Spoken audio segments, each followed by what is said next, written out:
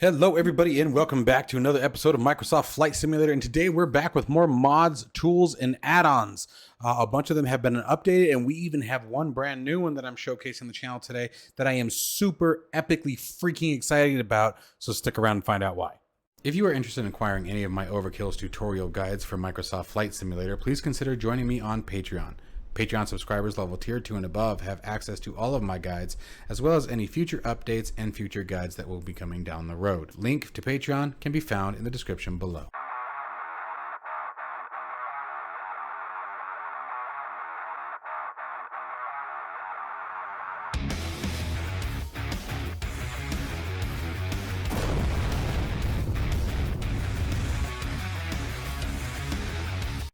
Okay, first up is I actually had an individual comment on my previous video from yesterday about UA's light mod when we were talking about the G36 improvement mod. This is the UA's light mod right here, and it was updated today.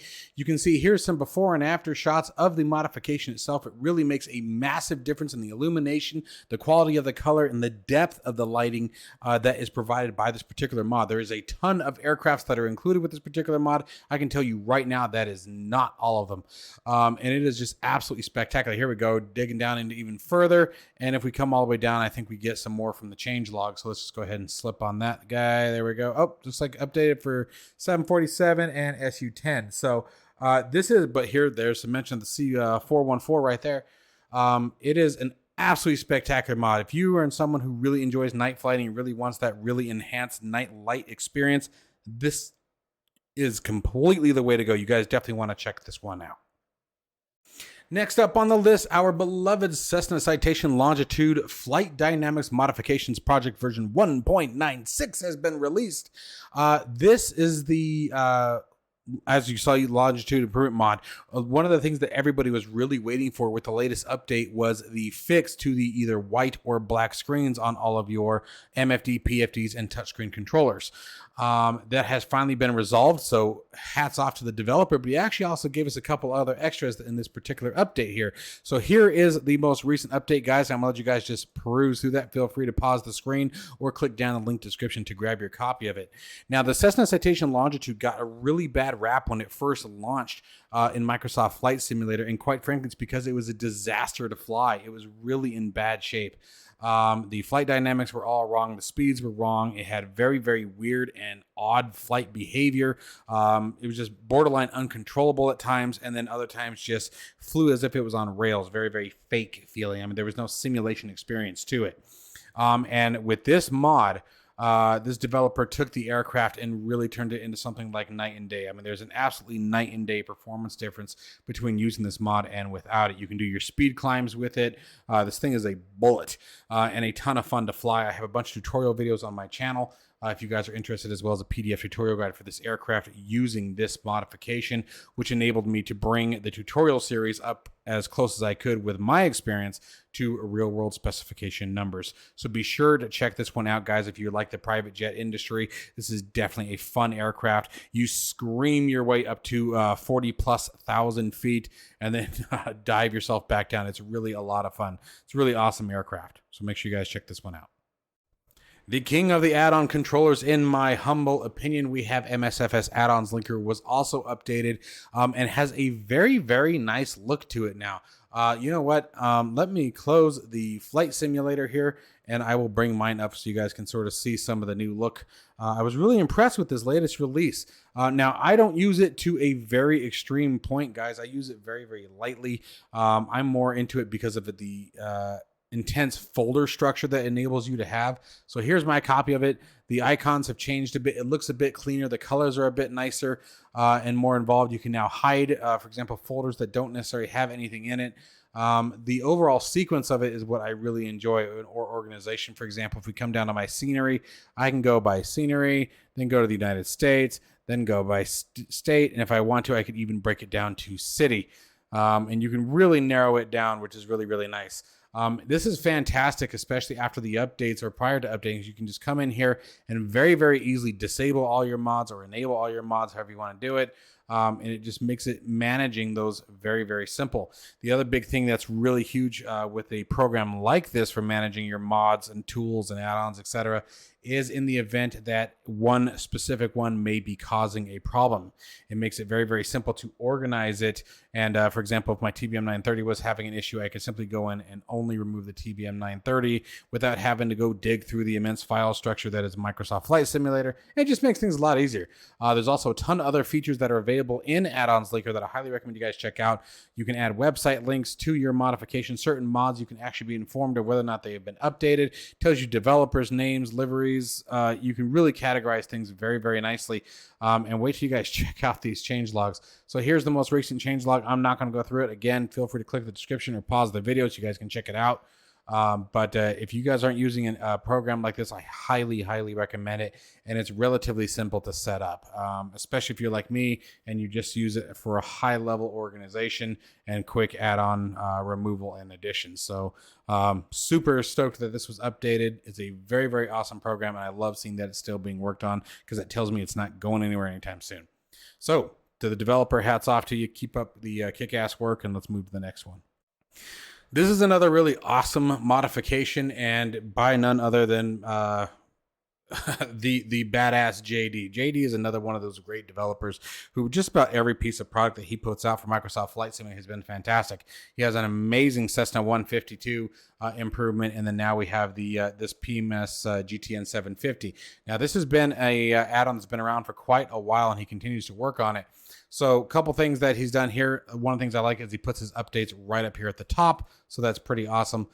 Basically, it's just updating for SU10 and the fact that the working title G1000 NXI is now the default G1000. But what it actually does is it brings the features from the GTN 750 in. Now that is I think there's a payware and a freeware mod, but you guys would want to, if you don't know what it is, Google PMS GTN 750, and I guarantee you'll find it, or 750 for Microsoft Flight Simulator, and you'll find the link. I believe there's a payware and a freeware, and what this particular add-on does is brings that aircraft or that avionics suite available to all of these aircraft, and he breaks down exactly what it does per aircraft, which is actually pretty nice as well. It's a really spectacular add-on, especially if you're a big fan of the GTN 750. I sort of go back and forth. Sometimes I use it, sometimes I don't. It really depends on the mood I'm in, honestly. But I did want to point this one out because I know the GTN 750 is something that a lot of end users really enjoy having in the sim.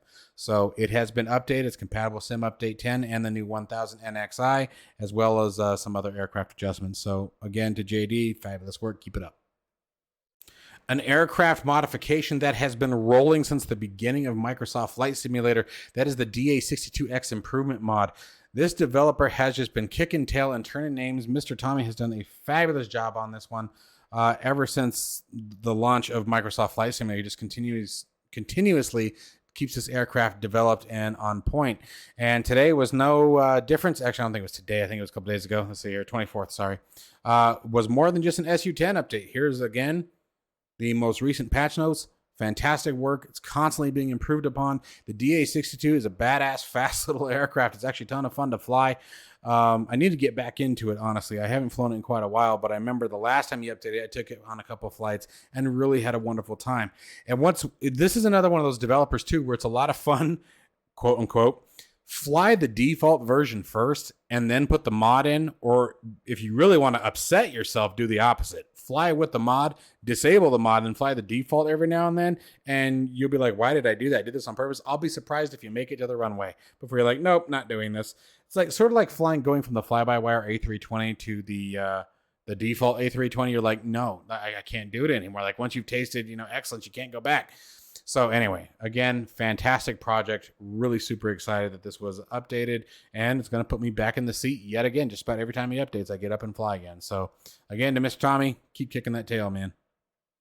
Finally, the big event, guys. There will be a video coming out on this within the next 24 hours. I promise. I have been begging and begging and begging and waiting and pleading to the powers that be over Microsoft Flight Simulator and blessing somebody with the skills and ability and knowledge better than I to create an improvement mod for the Baron G58. I was actually working on a guide for the Baron G58 about a year ago, and I couldn't complete it because everything from the pilot's operational handbook was completely way off. Like the numbers were nowhere close. Just the default version of Microsoft Flight Simulator, it didn't have what it needed in order for me to be able to do that.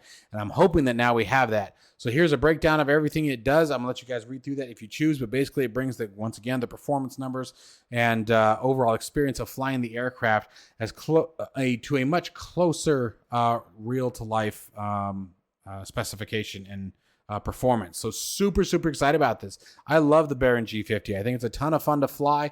I don't have any complaints even with the default version, other than it's the numbers were so far off. I wasn't able to complete a guide on it. But now this might kick me back into gear on that after we complete the 787 Dreamliner guide. Which, yes, is still in the works. It is actually really tough finding any kind of accurate information and then battling with the comparison between that and the sim. It's been a nightmare. But we're working on it. Hopefully it'll be out soon. But this aircraft, even without the mod, it's still fun to fly. So I've always wanted, ever since I got into it, to see a realism mod be put out for this aircraft. So to this particular developer, Mr. Gouge, keep it up. Please keep going. I'm really looking forward to trying this one out. Again, we will be doing a full flight video in the Baron G58 within the next 24 hours. If it's not tonight, it'll definitely be tomorrow afternoon that you guys will see a video on that. So stay tuned on that one. And that is going to bring us to the end of today's Mods, Tools, and Add-ons updates. I really hope that you guys enjoy these series. I know I haven't done many recently, and that's just because everything's sort of plateaued. A lot of liveries, a lot of new scenery, and quite frankly, I think things like that would be dry for you guys. If you guys want me to do videos on liveries and scenery that I like, by all means, comment down below, and we'll see. Maybe we'll start throwing those in. I just sort of felt like that would be more clickbait than anything, honestly. I was kind of worried that if I started doing that, you guys wouldn't really appreciate that because it's just sort of the same thing over and over. But let me know. Maybe I'm wrong. As always, guys, stay safe and healthy. Keep an eye out for anybody who is in the path of Ian. Prayers, best thoughts, best wishes, whatever your beliefs are, guys. I send them all out to you. And I hope you guys all truly do stay safe and healthy over the next couple of days as Ian makes his way through the southeastern coast. So stay strong, guys. We're all thinking about you. As always, guys, I will see you in the next one.